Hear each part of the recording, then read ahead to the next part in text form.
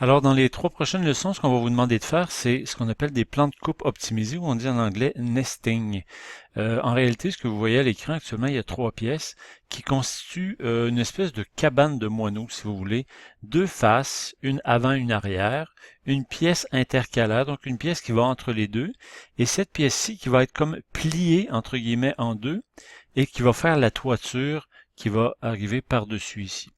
Bon, écoutez, peu importe le design, la question est qu'on va faire une multiplication d'objets de ces pièces-là pour en réalité remplir sur une feuille de 4 pieds par 8 pieds combien on peut en rentrer et combien de groupes finalement on peut faire sur une seule feuille sans nous-mêmes avoir à les positionner. Tout ça, on va le faire avec une commande qui s'appelle nesting.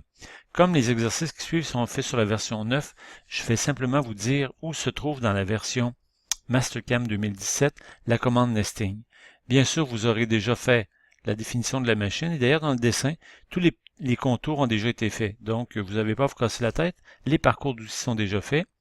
Et dans Toolpath, le dernier item ici en bas à droite, vous allez voir la commande nesting.